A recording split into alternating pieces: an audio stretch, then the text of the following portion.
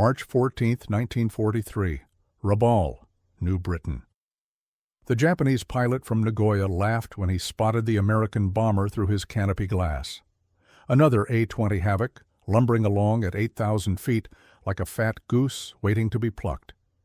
He'd shot down 2 of them last month. Easy kills. The Americans called them attack bombers, but Lieutenant Yamamoto called them target practice.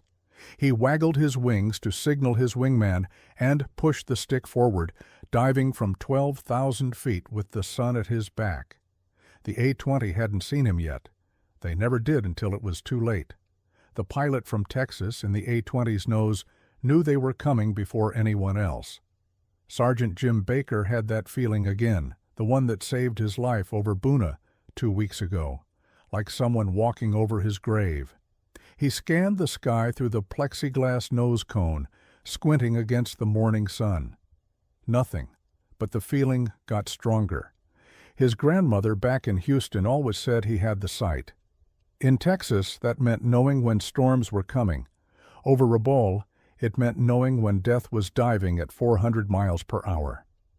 Then he saw them, 2 specks falling out of the sun, growing larger every second. Zeros. His throat went dry as sand. He keyed the intercom. "Bandits! 2 o'clock high, coming fast." The pilot, Captain Steve Morrison from Ohio, didn't hesitate. Full throttle, nose down, trying to build speed. The A-20 wasn't built for dogfighting. It was built to deliver 4,000 pounds of bombs and get home. But first they had to survive the next 60 seconds. Yamamoto smiled as the A-20 dove. They always ran. It only delayed the inevitable by a few seconds. He lined up the bomber in his sights, waiting for the range to close to 400 yards. His 20mm cannons would tear through the American plane like paper. He'd seen it happen dozens of times. The aluminum skin would peel back, the engines would catch fire, and the crew would either burn or jump. Most burned. At 300 yards, he squeezed the trigger. Nothing happened. The cannons had jammed, both of them. Yamamoto cursed and switched to his 7.7mm machine guns, but he was closing too fast now, overtaking the diving bomber. As he flashed past, something incredible happened. The A-20's nose lit up like the 4th of July. 8 50-caliber machine guns opened up simultaneously, joined by the twin 50s in the dorsal turret. 10 heavy machine guns firing at once, each pumping out 800 rounds per minute. The math was simple and terrifying. Over 2,000 rounds filled the air in the space where Yamamoto had been a second earlier. His wingman wasn't as lucky. Lieutenant Tanaka from Osaka flew straight into the wall of lead.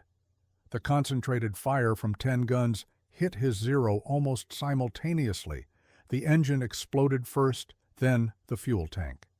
The plane didn't break apart so much as disintegrate, transformed from aircraft to debris cloud in less than 2 seconds. Tanaka never had. Time to scream. One moment he was alive, the next he was vapor and burning aluminum falling toward the Solomon Sea 5,000 feet below.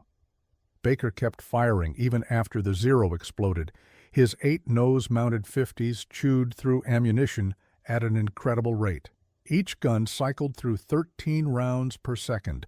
The noise was beyond deafening. It was a physical force that hammered through his chest and rattled his teeth. Spent brass cascaded around his feet like hot rain.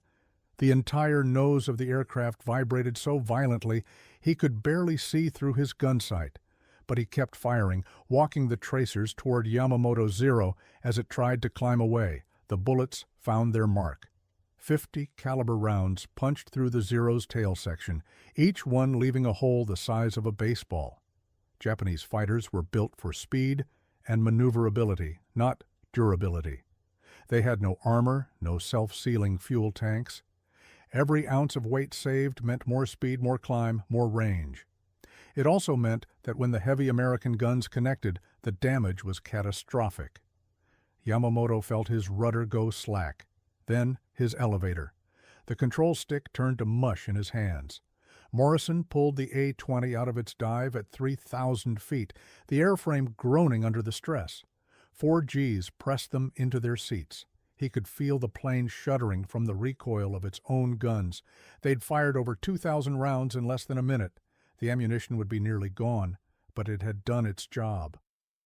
Through his side window, he watched Yamamoto's Zero trailing smoke, descending in an uncontrolled spiral. The Japanese pilot was fighting to control his dying aircraft, but it was a losing battle. The laws of physics didn't care about his emperor or his honor code. Yamamoto knew he was finished. The American guns had destroyed his control surfaces. He was flying a 12,000-pound brick. The engine was still running, but without a working rudder or elevator, he might as well be a passenger. The ocean rushed up to meet him.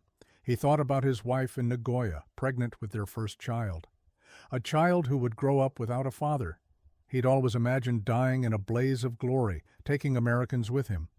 Instead, he was going to crash into the sea because he'd underestimated a bomber's defensive firepower. The irony tasted bitter as seawater. The Zero hit the water at 200 miles per hour. The impact was like hitting concrete. The plane cartwheeled twice, shedding wings and engine, before what was left of the fuselage sank in seconds. Yamamoto was probably dead before the water closed over him. If not, he had perhaps 10 seconds of consciousness as the Pacific Ocean forced its way into his lungs. Either way, his war was over. His last thought, if he had one, was probably surprise. Surprise that the fat American bomber had teeth. Sharp teeth that fired 2,400 rounds per minute. Morrison turned the A20 toward home. Nursing the damaged bomber through thick clouds, they'd lost hydraulic fluid, and the left engine was running rough, but they were alive. Baker was checking his guns, counting ammunition. They had maybe 300 rounds left total. One more Zero would have finished them, but there were no more Zeros. Not today. The Japanese pilots at Rabaul would think twice before laughing at A-20s again. Word would spread through their ready rooms. The American bombers weren't helpless targets. They were flying gun platforms that could turn a fighter into confetti in seconds. 6 months later, and 3,000 miles away, the lesson would be learned again. This time in the skies over North Africa, where German pilots were making the same fatal mistake about American fighters. The P-40 Warhawk was considered obsolete by 1943, too slow to catch the Messerschmitt Bf 109, couldn't climb with the Focke-Wulf 190, turned like a truck compared to the nimble German fighters. The Luftwaffe pilots called them 40 killers because they were so easy to shoot down. At least, that's what they told each other in the officers' mess at Tunis. September 3, 1943, Tunisia. Captain Heinrich Müller from Hamburg was leading a flight of 4 Bf 109s on a sweep south of Tunis. They were hunting for American supply convoys, but Müller secretly hoped to find P-40s. He needed 2 more kills to reach 30, which meant the Knight's Cross. His girlfriend in Berlin had promised to marry him when he got it. The medal would mean a promotion, better assignments, maybe even a transfer back to Germany as an instructor. All he needed was 2 more American planes. When his wingman spotted 6 P-40s below them, Müller felt like it was Christmas morning. The American flight leader was Lieutenant Tom Rodriguez from Los Angeles. He'd been flying P-40s for 8 months and had 3 German planes to his credit. Not an ace yet, but getting there. He knew the Warhawk's limitations better than anyone. It couldn't climb with a Messerschmitt. It couldn't turn with one either. But it could do 2 things better than any German fighter: dive and shoot. The P-40 was heavy, which made it slow to climb but fast as hell going down, and those 650 caliber machine guns in the wings could saw through anything the Germans flew. Rodriguez saw the Germans first, 4 Bf 109s, diving from 15,000 feet. Perfect. Let them come. He waggled his wings to alert his flight, then pulled into a shallow climb, making it look like they were trying to escape. The Germans would see scared Americans running for home. What they wouldn't see was the trap. Rodriguez had learned this trick from the Flying Tigers in China. Let the enemy think they have you. Let them commit to their attack. Then show them what 650s could do to aluminum and flesh. Muller took the bait. The Americans were climbing, trying to run. Typical. They always ran when they saw German fighters. He pushed his throttle forward, diving at 400 miles per hour. His Bf-109 had two 13mm machine guns in the nose and a 20mm cannon firing through the propeller hub, more than enough to destroy a P-40. He'd done it 8 times before. The American planes were tough. He'd give them that. They could absorb punishment that would destroy a Japanese Zero, but they couldn't absorb what he was about to deliver. At 800 yards, Rodriguez rolled inverted and pulled hard, diving straight down. His flight followed. The maneuver was violent, pulling 5 Gs, forcing blood from their brains. Rodriguez's vision tunneled, going gray at the edges, but he held it, counting seconds. The P-40 built speed quickly in a dive, 400 miles per hour, 450. The airspeed indicator needle bounced against its stop at 500. The entire aircraft shook like it was coming apart, but it held together.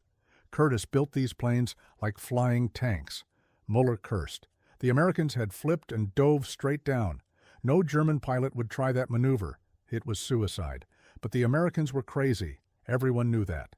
He rolled to follow, but the Bf-109 wasn't built for that kind of dive. The wings started to flutter. The controls got mushy. At 450 miles per hour, he had to level out or risk structural failure. The P-40s kept diving, pulling away. Then, at the bottom of their dive, something impossible happened. The American planes pulled out sharply and zoom climbed straight back up at the German fighters. Rodriguez had timed it perfectly. The P-40s used their dive speed to rocket back up, passing through the German formation at a combined closure rate of 800 miles per hour. As they passed, all 6 American fighters opened fire simultaneously, 36 50-caliber machine guns firing at once. The sky filled with tracer fire, a solid wall of lead and light. The Germans flew straight into it. There was nowhere to go, no room to maneuver, just physics and bullets and the terrible reality that they'd been suckered. Muller's wingman took the brunt of it. Lieutenant Fritz Bauer from Munich flew into the convergence point of 3 P-40s fire, 18 heavy machine guns focused on a single point in space. His Bf-109 didn't stand a chance. The engine block shattered. The propeller separated and spun away like a thrown discus. The wings folded backwards. The cockpit disappeared in a spray of aluminum and glass and red mist. Bauer was dead before his brain could register what was happening. The wreckage that had been his fighter fell toward the desert in 1,000 pieces. The second German fighter lost its left wing, just gone, sawed off by concentrated 50-caliber fire like a surgeon's scalpel. The plane snap-rolled violently, pulling 12 Gs, crushing the pilot against his seat. His spine snapped in 3 places. He was dead, but his hand stayed on the stick, holding the plane in its death spiral all the way to the ground. It hit the desert floor at Ya. 300 miles per hour, leaving a crater 20 feet deep and 60 feet wide. Muller somehow flew through the curtain of fire with only minor damage. Holes appeared in his wings and fuselage, but nothing vital was hit. The third German pilot wasn't as fortunate. American bullets found his fuel tank.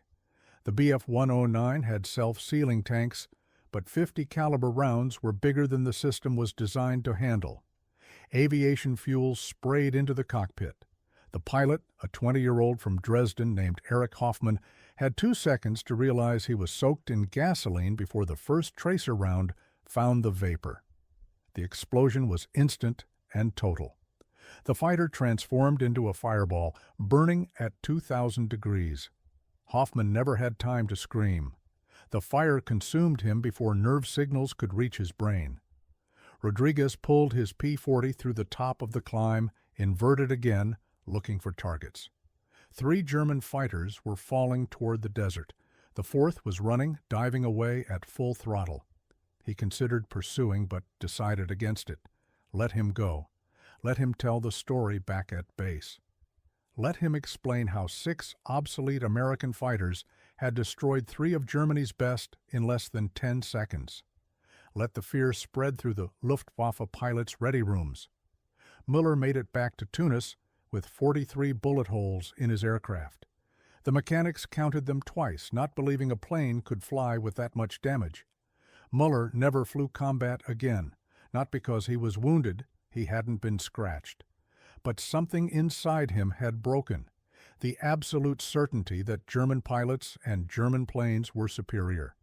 He'd seen 3 friends die in seconds, torn apart by American guns he'd been told were inferior. He started drinking. Within a month, he was transferred back to Germany. A training command, they said, but everyone knew the truth. He'd lost his nerve. The Americans and their P-40s had broken him. The P-40's reputation changed after that day. Word spread from both sides. The American pilots started calling their planes flying destroyers. The Germans stopped laughing and started respecting. Orders came down from Luftwaffe Command. Engage P-40s only with altitude advantage and numerical superiority. Never follow them into a dive. Never assume they're running. The 650 caliber guns could melt through a Messerschmitt's wings in seconds. Physics didn't care about racial superiority or political ideology. Bullets were bullets, and the Americans had a lot of them. Through late 1943 and into 1944, the lesson kept being learned in blood. In Italy, German pilots discovered that American B-25 Mitchell bombers carried 14 50 caliber machine guns. 14. A Focke-Wulf pilot from Stuttgart named Wilhelm Kranz attacked one over Anzio. The Mitchell's gunners put 800 rounds into his fighter in 4 seconds. The engine separated from the fuselage. Both wings folded backwards. Kranz managed to bail out, but his parachute was shredded by the same guns that had destroyed his plane. He fell 6,000 feet, conscious all the way down, knowing exactly how many seconds he had left. By early 1944, even the vaunted Messerschmitt Bf-109 was struggling to survive. The fighter that had dominated European skies since 1939 was being hunted by American P-51 Mustangs and P-47 Thunderbolts. The Germans kept improving it, adding bigger engines, heavier armament, more armor. But each modification made it heavier, slower, less maneuverable. The Bf-109K model could barely outclimb the American fighters it was supposed to destroy. German pilots started calling it the flying brick. The truth was simple and brutal. The war had moved past the Bf-109. It was designed in 1935 when fighters had 2 machine guns and combat happened at 200 miles per hour. By 1944, American fighters carried 8 50 caliber guns and fought at 400 miles per hour. The Bf-109's narrow landing gear, designed for grass fields, collapsed on bomb-damaged runways. Its range, adequate for fighting over France, couldn't protect bombers over Germany. Its armament, deadly against Polish biplanes, bounced off American armor plate. April 14, 1944, over Bavaria, Major Kurt Steinberg from Frankfurt was leading the last operational squadron of Bf-109 G6 models. 24 planes had taken off to intercept American bombers. 6 made it back. Steinberg watched his pilots die one by one, overwhelmed by the sheer firepower of American escorts. A P-47 Thunderbolt caught his wingman in a dive, 8 50 caliber guns firing at once. The Bf-109 disintegrated, not crashed, not exploded. Disintegrated. 1 second it was an aircraft, the next it was confetti. Steinberg survived that day by running, simply running. Diving away from combat, using every trick he'd learned in 5 years of war to avoid American gunfire. He'd started the war as a knight of the air, fighting honorable duels in the sky. He ended it hiding in clouds, praying American radar wouldn't find him. His Bf-109, once the pride of the Luftwaffe, was reduced to skulking around the edges of battles, looking for wounded bombers to pick off. Even that was dangerous. American bombers flew in boxes, covering each other with overlapping fields of fire. Attack won and faced dozens of 50 caliber guns. The mechanic from Ohio who maintained Steinberg's plane knew the truth even if the major wouldn't admit it. The Bf-109 was finished. Not just this particular aircraft, but the entire concept. The war had evolved past it. American factories were producing P-51 Mustangs that could fly to Berlin and back, fighting all the way. They carried enough ammunition to engage for 20 minutes. They had bubble canopies for perfect visibility. They had comfortable cockpits with heating. Meanwhile, German pilots sat in cramped Bf-109 cockpits, freezing at altitude, watching their fuel gauges and ammunition counters, knowing they had maybe 60 seconds of combat before they had to run for home. By December 1944, the Luftwaffe was conscripting children. 16-year-olds with 20 hours of flight training were being strapped into Bf-109s and told to ram American bombers. Suicide attacks because they didn't have enough fuel for real combat. The greatest fighter of the 1930s had been reduced to a guided missile with a teenager inside. The boy from Dresden who climbed into a Bf-109 on Christmas Eve 1944 had never fired its guns in training. There wasn't enough ammunition. He took off with orders to ram a B-17. He never found one. P-51 Mustangs found him first. The American pilots reported it wasn't even a fight. The German boy flew straight and level, either frozen with fear or simply not knowing what else to do. They put 200 rounds into his plane out of mercy.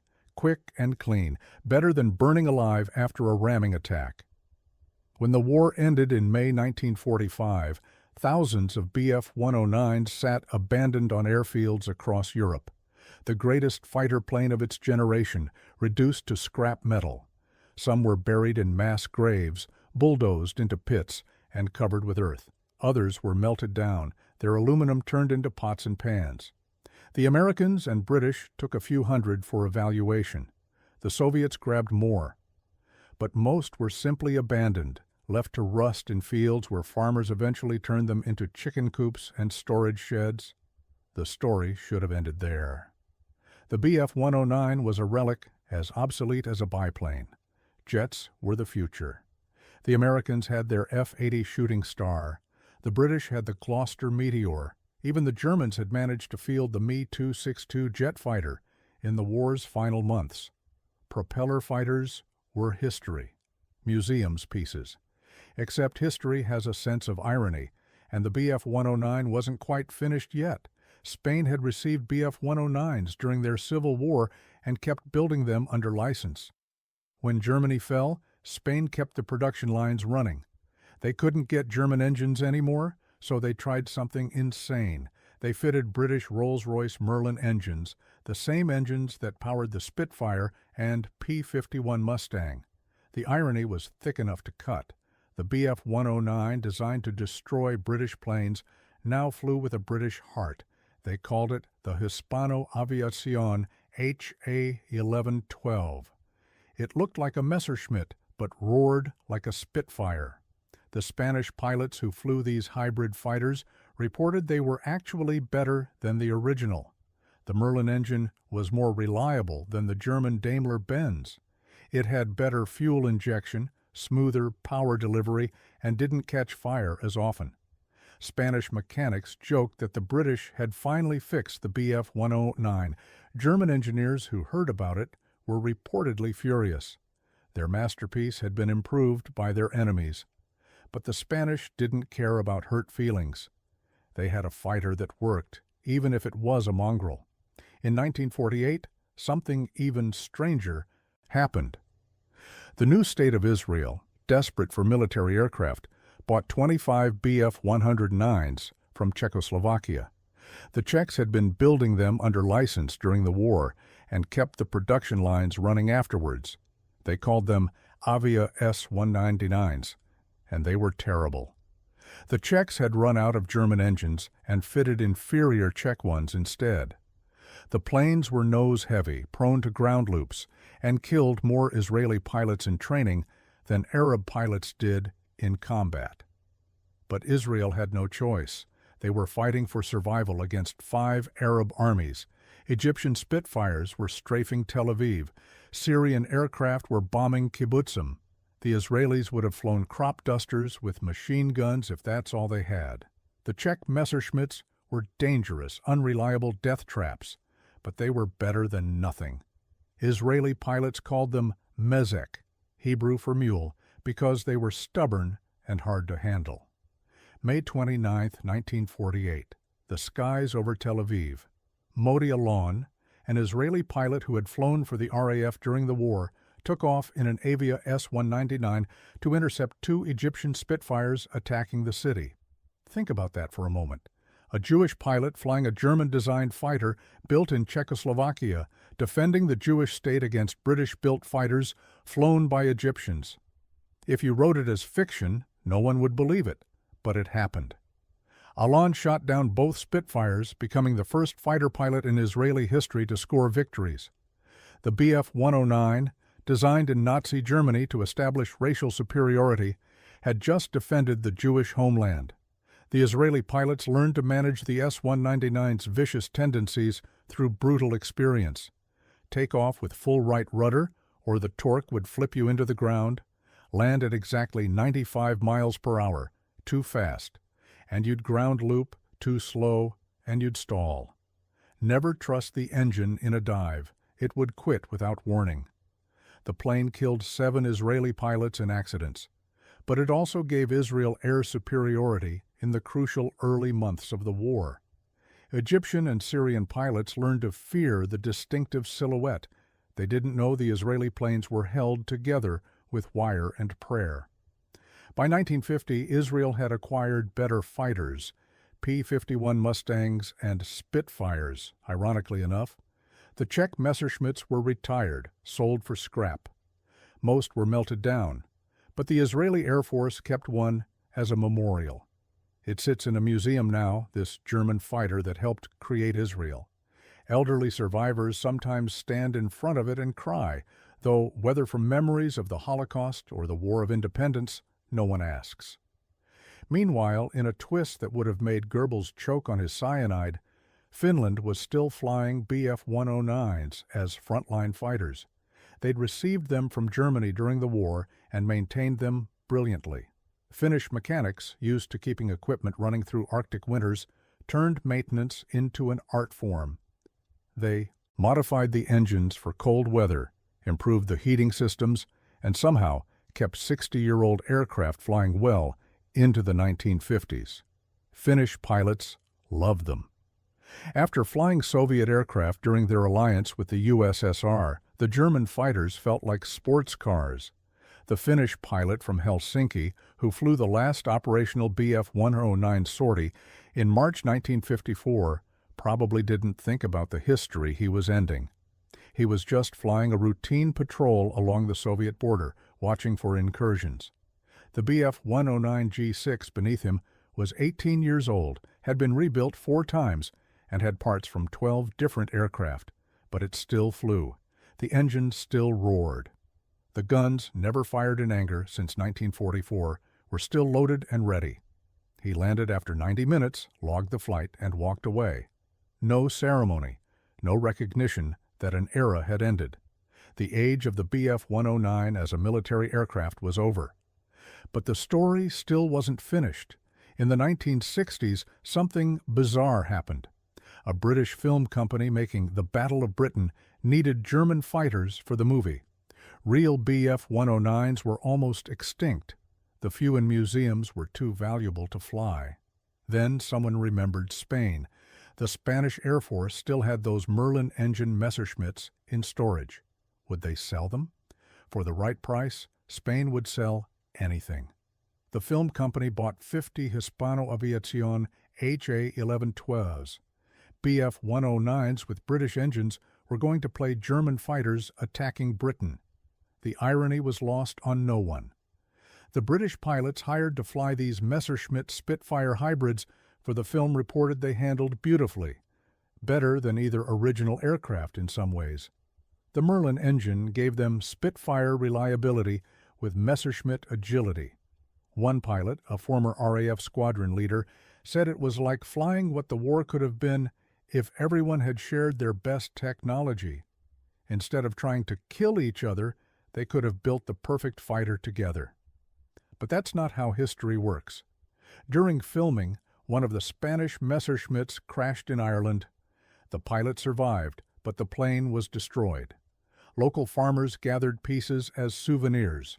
A German fighter with a British engine, owned by Spain, flown by an Irishman, crashed while pretending to attack Britain.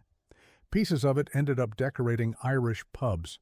If you drink at Flanagan's in County Wicklow, you're sitting under a piece of Bf 109 propeller. The farmers who found it don't know its history. They just know it's from That War Movie, filmed in 1968. The real twist came in the 1970s.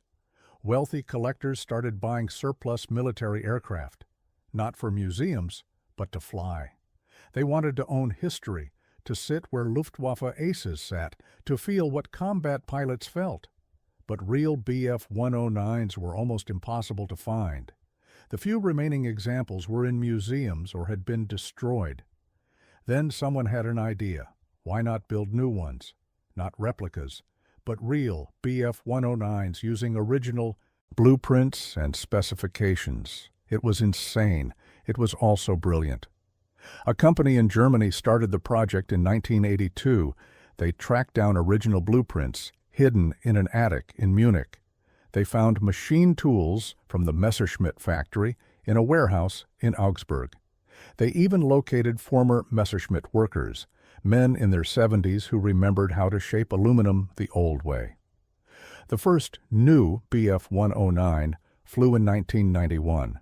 It used a modern American engine because original Daimler-Benz engines were extinct, but everything else was authentic, right down to the narrow landing gear that had killed so many German pilots.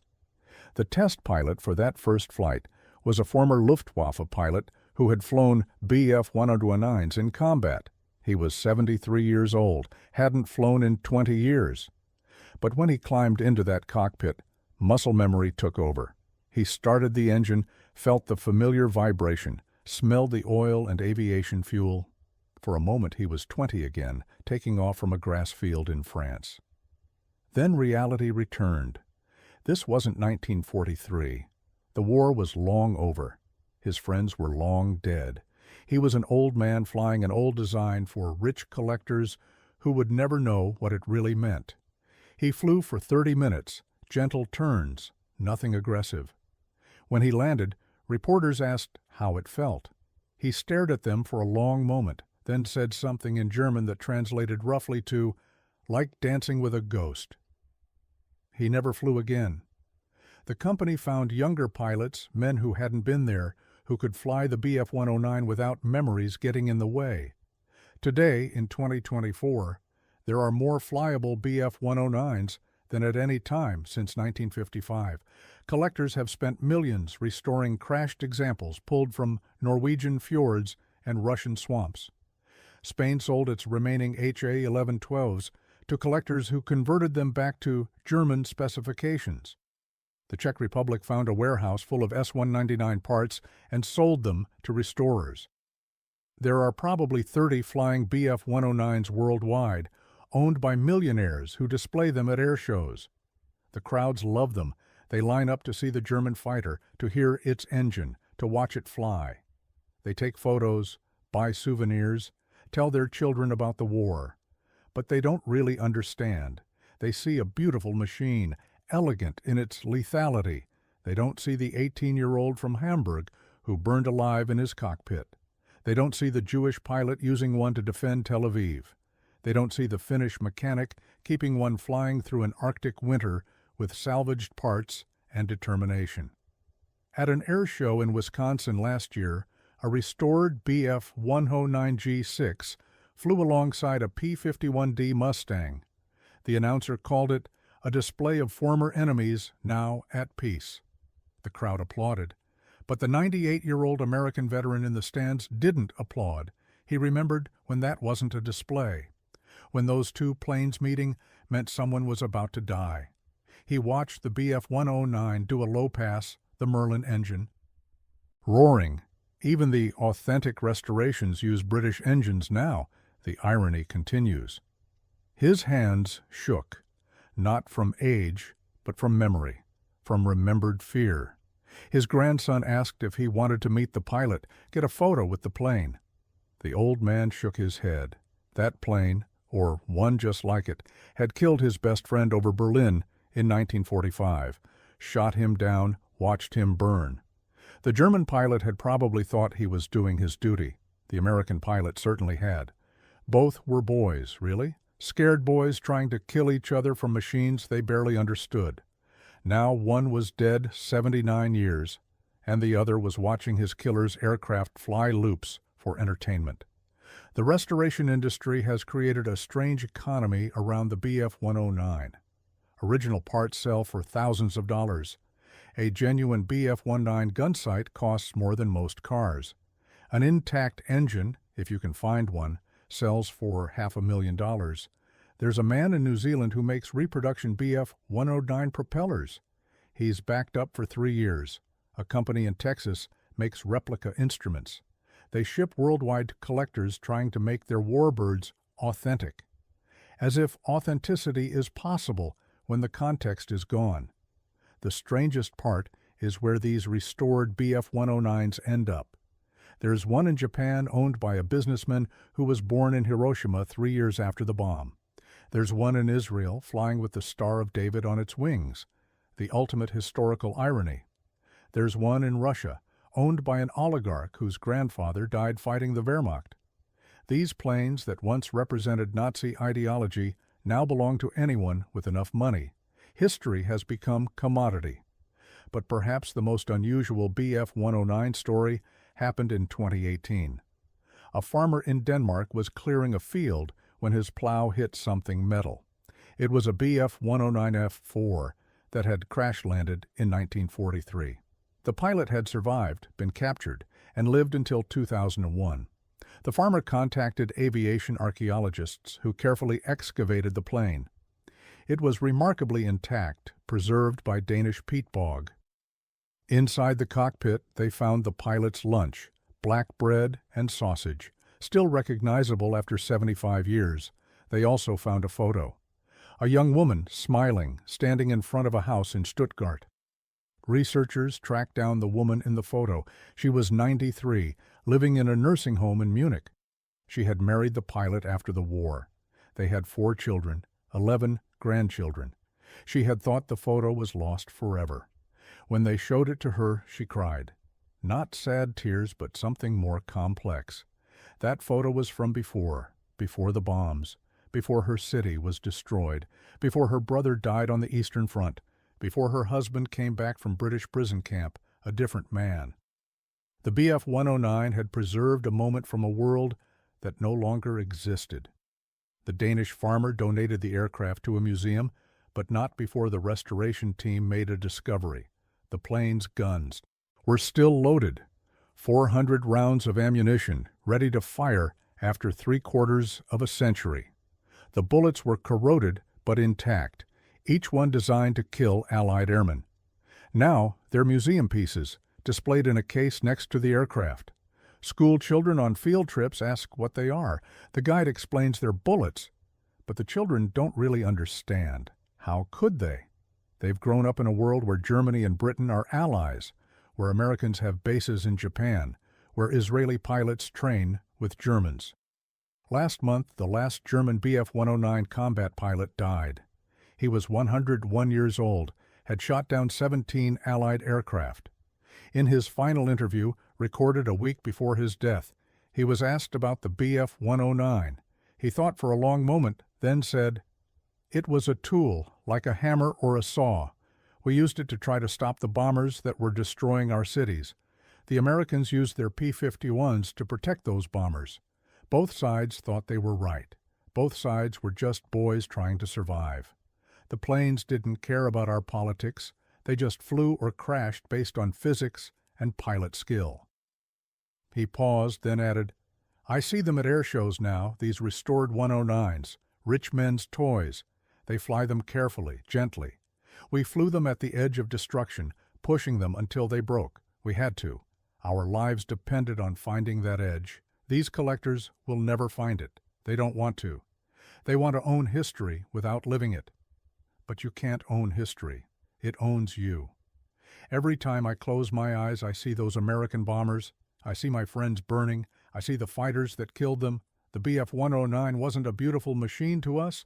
It was life or death with wings. Today there's a company in China making Bf-109 replicas, not restorations but new-built copies for the collector market. They use modern engines, modern avionics, modern materials. They're safer, more reliable, easier to fly than originals. They look exactly like Bf-109s, but they're not. They're what the Bf-109 would have been if it had been designed in 2020 instead of 1935. The Chinese workers building them have no connection to the history. They're just following blueprints, meeting specifications. One worker, asked about building German fighters, shrugged and said through a translator, "It's just a job. Yesterday we built Cessna parts. Tomorrow, who knows?" The final irony came full circle last year. At an air show in Britain, a restored Bf-109 with a British Merlin engine was flown by a German pilot for a British crowd, escorted by an American P-51 Mustang flown by a Japanese pilot. After landing, they all had dinner together, talking about flying, comparing notes on their aircraft. The German pilot's grandfather had flown Bf-109s in the war. The Japanese pilot's grandfather had flown Zeros. They laughed about it, this cosmic joke of history. Their grandfathers had been enemies. They were drinking buddies. But for the old woman watching from her wheelchair at the edge of the airfield, it wasn't funny. She had been a nurse in London during the Blitz. She had pulled children from bombed buildings. She had held dying pilots, British and German both, as they called for their mothers. Watching that Bf-109 fly over British soil, even with a British engine, even 78 years later, made her hands shake. Her great-grandson standing beside her didn't understand. To him, it was just an old airplane. To her, it was a nightmare that had never quite ended. The Bf-109 story isn't really about the aircraft. It's about how machines outlive their purpose, how weapons become antiques, how enemies become friends, how history becomes entertainment. The same design that once carried Nazi ideology now carries wealthy collectors on weekend flights. The same guns that killed Allied airmen now sit silent in museums where schoolchildren eat lunch. The same engines that powered the assault on Britain now power movies about that assault. In storage facilities around the world, there are still Bf-109 parts waiting. Propeller blades in Norway, wing sections in Russia, engines in Spain, instruments in Israel. They're scattered like bones, remnants of an empire that was supposed to last 1,000 years, but barely managed 12. Collectors buy these parts, ship them globally, try to reassemble the past. But you can't reassemble context. You can't restore purpose. You can rebuild a Bf-109 down to the last rivet, but you can't rebuild 1943. The mechanic from Detroit who maintains restored warbirds for a museum in Michigan understands this better than most. He works on a Bf-109G6 that was pulled from a lake in Russia. The pilot's remains were still in the cockpit, 22 years old from Cologne. They buried him with military honors in 2012, 68 years after he died. The mechanic thinks about that boy every time he works on the plane, wonders what he thought in those last seconds as the lake rushed up. Wonders if he thought about home, about family, about the girl whose photo they found in his wallet, miraculously preserved. The museum displays that photo now next to the aircraft. Visitors snap pictures of it with their phones, post it on social media with captions like "so sad" or "war is hell." Then they move on to the next display. But the mechanic can't move on. Every time he touches that plane, he's touching a grave. Every rivet, every wire, every piece of aluminum knew that boy's last moments. The aircraft is a tombstone that flies. When wealthy donors pay to sit in the cockpit for photos, the mechanic wants to tell them, "A boy died in that seat. His blood was on those controls. Show some respect." But he doesn't. The museum needs the donations. There's one more twist to the Bf-109 story, one that would have seemed impossible in 1945. The Luftwaffe, rebuilt as part of NATO in the 1950s, considered buying new Bf-109s. Not restored ones, but newly manufactured fighters based on the original design but with modern improvements. The project got as far as blueprints before someone in the West German government realized the political implications. Germany buying Messerschmitts again? The headlines wrote themselves. The project was quietly killed. The Luftwaffe bought American F-104 starfighters instead, which turned out to be far more dangerous than any Bf-109 ever was. But the idea wouldn't die. In the 1980s, a group of engineers proposed an updated Bf-109 for the civilian aerobatic market. Lighter materials, modern engine, but the same basic design. They argued the Bf-109's handling characteristics were perfect for aerobatic competition. They were probably right. The narrow landing gear that killed so many wartime pilots made for incredibly precise control in the air. The design that had been a liability in 1945 would have been an asset in 1985. But again, politics intervened. The Bf-109 carried too much historical weight. It couldn't be separated from what it had been. So the Bf-109 remains frozen in time, a snapshot of 1935 aeronautical engineering that somehow keeps flying into the 21st century. Every restored example is a contradiction, a weapon of war transformed into entertainment, a symbol of oppression owned by the descendants of the oppressed, a machine designed for killing, maintained with loving care by people who pray it never kills again. The American pilot from Colorado who flies a restored Bf-109 on the airshow circuit tells audiences that flying it helps him understand history. But does it really? Can you understand the Eastern Front by flying gentle aerobatics over Wisconsin? Can you comprehend the Battle of Britain by doing low passes for photographers? He's flying the same machine but in a different universe. His Bf-109 has never been shot at, never had to fight for fuel, never carried the weight of a nation's survival. It's a Bf-109 in shape only. The soul, if machines have souls, died with the Third Reich. There's something unsettling about seeing a Bf-109 flying in 2024. It's like seeing a dinosaur in a zoo, fascinating but fundamentally wrong. These aircraft belong to a specific moment in history, a moment we claim to have moved beyond. Yet we keep them alive, spend millions maintaining them, risk lives flying them. Why? Because they're beautiful? Because they're historic? Or because we need physical reminders of what we're capable of, for good and evil? The answer might be in that Danish bog where they found the crashed Bf-109. Preserved in peat for 75 years, it was more honest than any restored example. It showed what these aircraft really were, machines that crashed, that failed, that killed their pilots as often as enemy fire did. The restored Bf-109s at air shows, gleaming with fresh paint and modern safety equipment, tell a lie about the past. They make it look clean, manageable, safe. The crashed plane in the bog told the truth.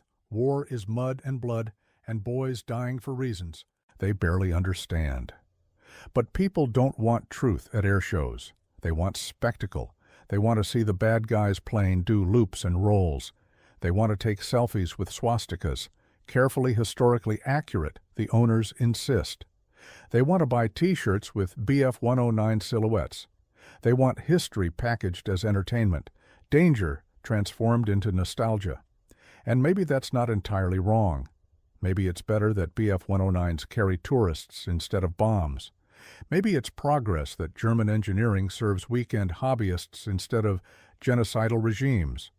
Still, there's that moment at every air show when the Bf-109 flies over and the crowd goes quiet, just for a second. Some genetic memory, some inherited trauma, some whisper from the past that says, "That's the enemy." Then the moment passes, the crowd cheers, the pilot waves. The enemy has become entertainment, the weapon has become art. The past has become present, sanitized, and safe. The restoration business will probably keep Bf-109s flying for another 50 years, long after the last person who saw them in combat has died, long after the last person who remembers what they meant has gone. They'll become pure machines then, divorced from context. Future generations will see them the way we see Viking swords or Roman catapults, as artifacts of ancient conflicts that no longer matter. The emotional weight will be gone. The fear will be academic, but right now, in 2024, that weight still exists. There are still people who flinch when they hear a Bf-109's engine, still families who lost everything to bombs dropped by these aircraft, still graves marked by their guns. The restoration industry can rebuild the machines, but it can't rebuild the world that gave them meaning. And maybe that's the real lesson of the Bf-109's post-war story. You can preserve the past, but you can't preserve its context. You can maintain the weapon, but not the war.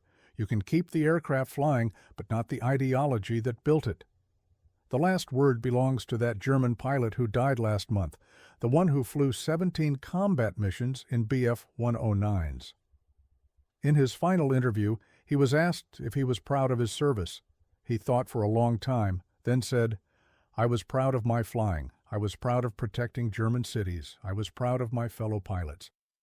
But proud of what we were fighting for? No, never. The Bf-109 was a beautiful aircraft served by brave men in service of an evil cause. That's the tragedy. All that skill, all that courage, all that sacrifice, wasted on the wrong side of history. When I see restored 109s now, I don't see beautiful machines, I see waste. Magnificent, tragic waste. He died 3 days later. They played Bach at his funeral. No mention of his war record. No mention of the Bf-109. Just an old man who had lived too long, seen too much, remembered what everyone else wanted to forget. His family donated his flight logs to a museum. 17 combat missions documented in fading ink. Each entry a story of survival against American guns that fired 2,400 rounds per minute, each landing a miracle of physics and luck, each takeoff a roll of dice with death. The museum filed the logs away carefully. They'll be digitized eventually, preserved forever in ones and zeros. Future historians will study them, looking for patterns, analyzing tactics, writing dissertations about combat psychology. But they'll miss the main point, the thing that old pilot understood in his bones. The Bf-109 wasn't about technology or tactics. It was about boys dying in aluminum coffins 5 miles above the earth. Everything else, the restoration, the air shows, the museums, is just society's way of pretending that wasn't the only thing that mattered. The A20 Havoc and P-40 Warhawk proved that American firepower could destroy anything the Axis flew. The Bf-109 proved that even the best engineering serves the ideology that wields it. Both lessons matter. Both are being forgotten. In 50 years, when the last restored Bf-109 makes its final flight, when the engines finally fall silent, when the aluminum finally returns to Earth, perhaps we'll remember what these machines really were. Not beautiful artifacts of aviation history, but tools of mass murder that young men turned into angels and demons 5 miles above a burning world. That's the real story of these aircraft, not the specifications or the combat records or the restoration efforts. The real story is the 22-year-old from Cologne at the bottom of a Russian lake. The Japanese pilot laughing until American guns turned his laughter into screams. The German pilots who thought the P-40 was obsolete until 650s turned their wings into confetti.